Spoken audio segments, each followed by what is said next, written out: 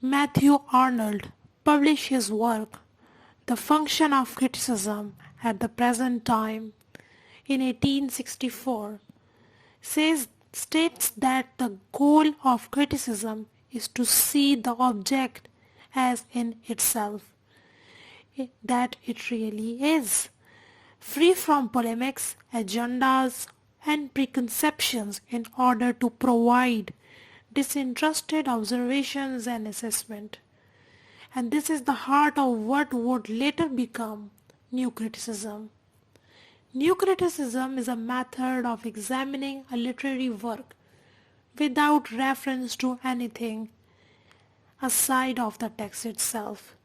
And in this criticism, the New Criticism, critics who assess literature in this way will be able to make judgments about the quality of literature itself without promoting any particular agenda, and this will enable them to find the best that has been thought and said, and to make those masterpieces known to the reading public.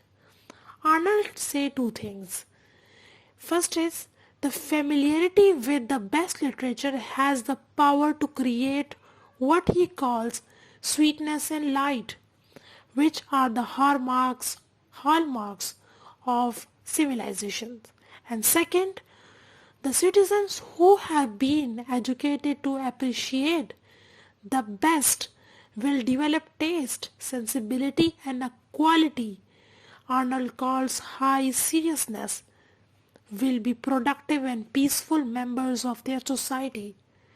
In short, Arnold tells us that a literary education in the best text will indeed make us all better human beings and make our world an easier and more humane place to live.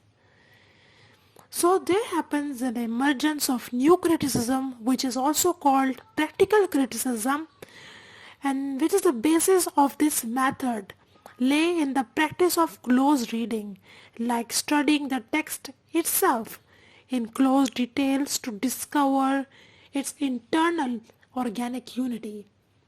T.S. Eliot and other new critics argued that the analysis of the operation of the language of the text to the exclusion of any other factor, including the author's biography, the historical context in which the work appeared, how it related to other work before and during and after its appearance, and how reader and critic responded to this text, would place a literary study on the same authoritative ground of objectivity as the science.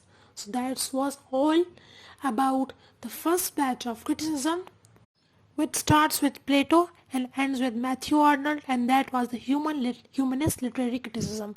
The next video series is from that book, but it's based upon structuralism, which I will cover with Ferdinand de Saussure and Claude Lévi-Strauss.